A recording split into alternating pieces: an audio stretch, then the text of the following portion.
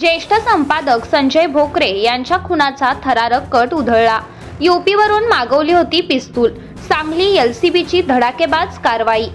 सांगली शहरात एका मोठ्या व्यक्तीच्या खुनाची योजना आखणाऱ्या टोळीचा स्थानिक गुन्हे अन्वेषण शाखेने थरारक पाठलाग करून पर्दाफाश केला आहे।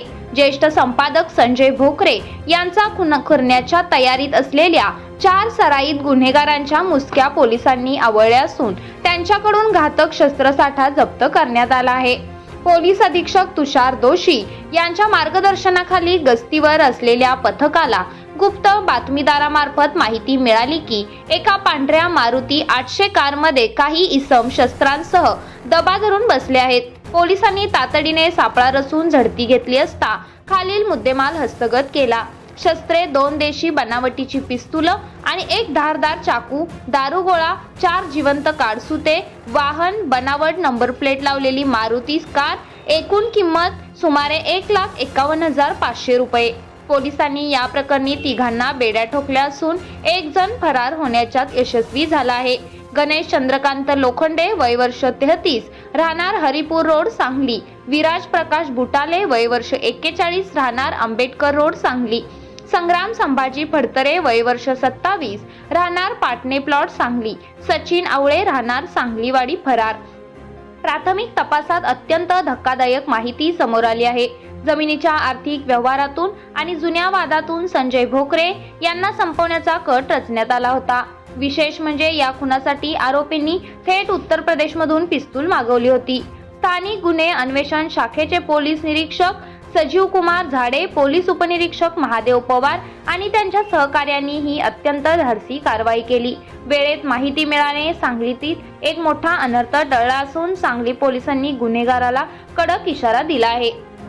काल आपल्याकडे 10:30 वाजता 8 तारखेला सांगली शहर पोलीस स्टेशनला 200/26 हा आपण CR नोंद केलेला आहे।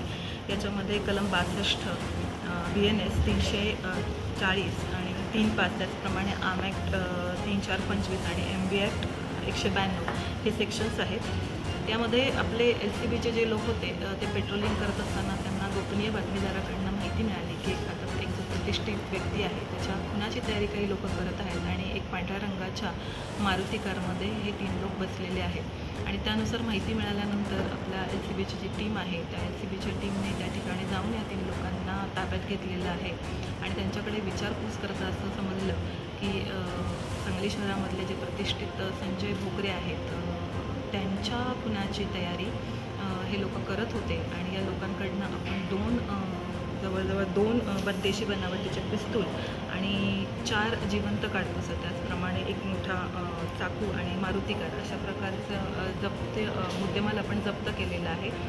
यामध्ये जे आरोपी आपल्याला मिळाले आहेत ते म्हणजे गणेश लोखंडे, विराज बुटाले, संग्राम संभाजी फडतरे आणि सचिन आवळे।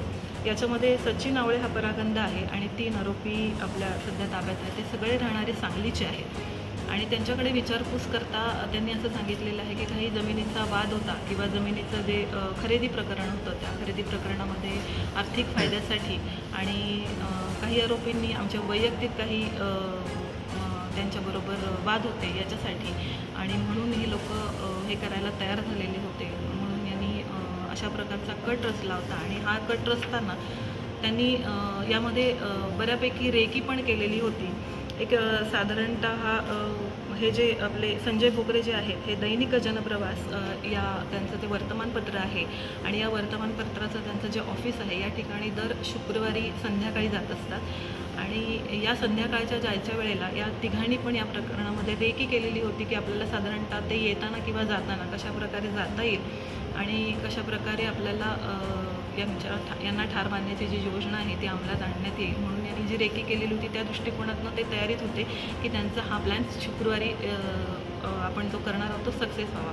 पण आपल्या गोपनीय बातमीदारांकडून LCBच्या लोकांना जी बातमी मिळाली त्याच्यावर आपले SP सर आहेत त्यांच्या मार्गदर्शनाखाली, तुषार जोशी सरांच्या मार्गदर्शनाखाली आपण व्यवस्थितपणे या गुन्ह्याला प्रतिबंध करण्यासाठी आपली पण योजना आपण जी होती ती अंमलात आणली आणि हे काही करू नये किंवा हे करताना आपण आरोपींना ताब्यात घेतलेलं आहे आणि अशा प्रकारे मुद्देमाल आणि आरोपी आपल्या ताब्यामध्ये आहेत. फक्त या घटनेमध्ये आपल्याला जे आरोपी मिळालेले आहेत त्यांनी जो हा कट रचलेला होता त्याच्यासाठी त्यांचा काही आर्थिक फायदा होता किंवा किंबहुना हे फक्त जमिनीच्या वादाचा प्रश्न होता की वैयक्तिक त्यांचे काही प्रॉब्लेम्स होते किंवा इतर कोणी याच्यामध्ये आणखीन सहभाग आहे याचा आम्ही शोध घेत आहोत. आता सध्या या तिघांनाही 11 तारखेपर्यंतचा PCR मिळालेला आहे. मुख्य आरोपी जो आहे सचिन आवळे तो सध्या परागंदा आहे. तो मिळाल्यानंतर सुद्धा आम्हाला त्याच्यामध्ये त्याची नक्की कुठली दिशा आहे हे ठरवता येईल आणि त्याप्रमाणे आम्ही तपास करत आहोत.